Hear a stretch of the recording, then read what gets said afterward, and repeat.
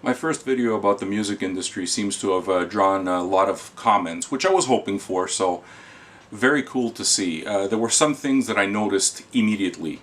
One thing that I knew would happen right away, I had started in my last one saying that I was pissed off that I couldn't get an MP3 copy included with this record when I already spent 40 bucks on the LP. One thing I knew would happen was somebody would forward me a link. No joke. Not 3 hours after this video was posted, somebody forwarded me a link and gave me the Lee Hazelwood. Fans are angry, man. Read the comments to these videos. Fans are angry and they feel like they're not being listened to, and they frankly don't feel bad about stealing the music. So it seems to me like, you know, the industry might be better off trying to listen to the fans and try to come up with something that makes them want to go back to the record store rather than suing grandmothers left, right, and center for downloading a fucking Britney Spears song. It's no different from the tapes that we used to trade back in the 80s or burning CDs. So it's like it's just that much faster and more convenient. So the onus is on the labels to figure out a way to get us to buy again. One of the arguments that I got in favor of the music industry is somebody who pointed out that it would cost money for the labels to host these MP3s for you to download. Okay, thought about it really simple, and a record came to mind immediately. Colin Stetson record, Constellation Records, okay, who puts out some Godspeed You Black Emperor stuff, put out this Colin Stetson. What did they do? It's pretty simple, man. They gave me a CD copy included with the album.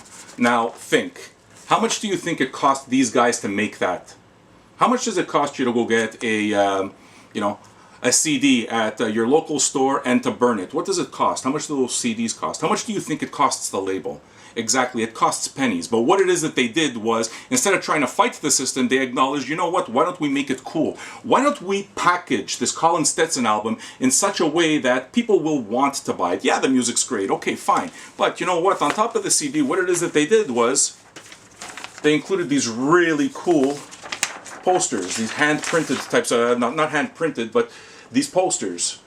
And, you know, again, it's their attempt to try to get you to buy their product, because Constellation, in my opinion, gets it in the sense that they understand that they're not just selling music, they're selling a product, okay? And music can be gotten for free.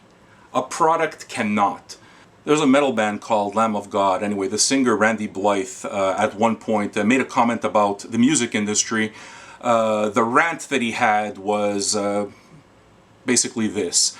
He was lamenting the fact that Marilyn Manson released his last record independently, and it wound up number 10 on the Billboard charts with only 38,000 units sold.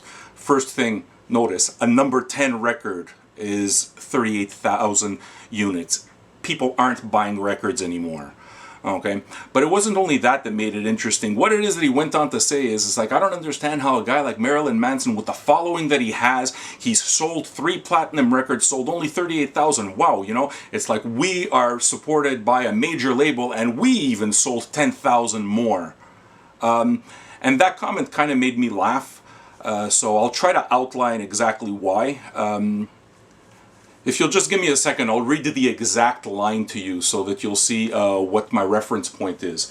He writes, all the people who argue about not feeding the record labels, the corporate machine, etc., how artists should just release their albums themselves and the fans, the real underground fans, will back them to support the artists.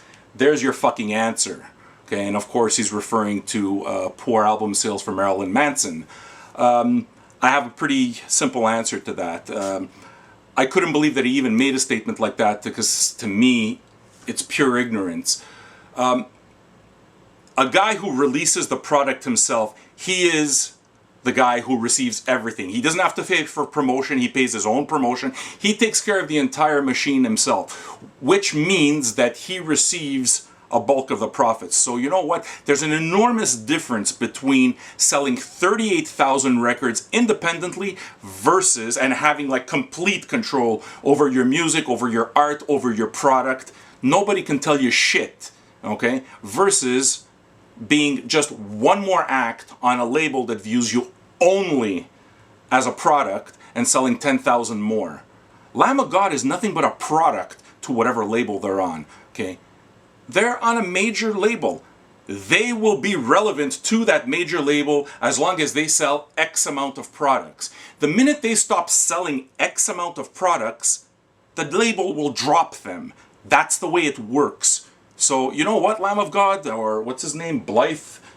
The label doesn't give a shit about you. They really don't. Okay? Do something. The onus is on you guys to get us back, not the other way around. You can't lament technology. It's a silly thing to do, and it won't work. So, you know what? I'm happy to be able to report something to the average viewer by saying, yeah, you know, the number 10 record in the United States sold 38,000 copies. For all of you that are thinking that, you know, the MP3s and the internet didn't completely demolish the record industry, it did. Okay. The other reason that I would mention something like that is to let them know, to let you guys know that, you know the records that you go out and buy every time you buy a record or a CD or something, that's how much it matters. That's how badly they need your business. Okay. So, especially when it comes to the independents, I don't have any, I can't say that I feel too sorry for the big labels, because, again, music is just a division, it's product, and I don't like it. But the independent labels are owned by people like you and I, you know, and they care about the music, and they release stuff that they're very passionate about.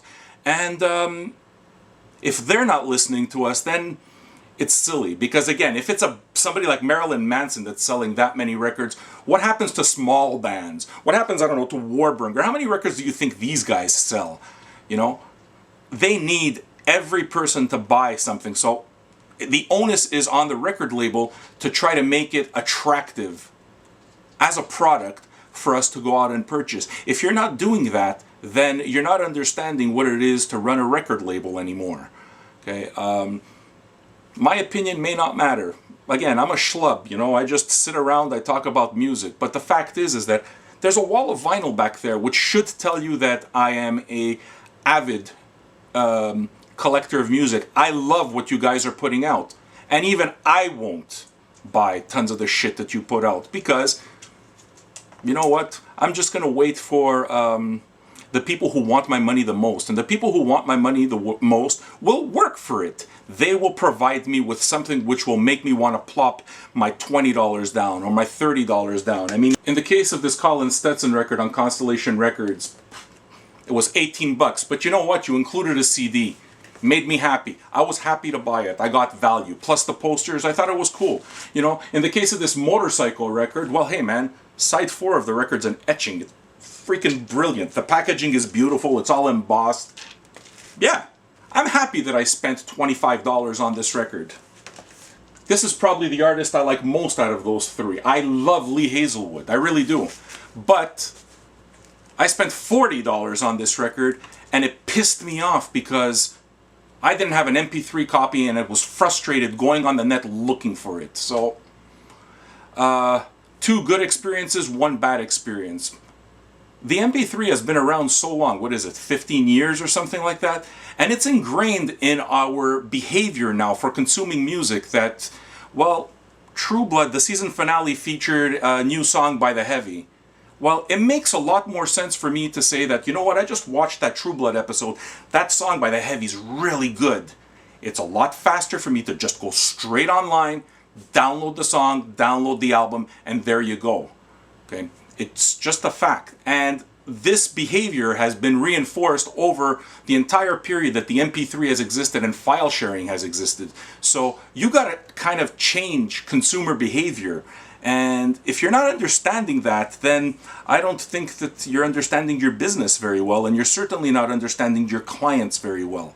Okay, so get us to the record store, man. We like music. We love music. A lot of us will give you our money for proper product. And it's not just about the music, because the music is now free. Okay,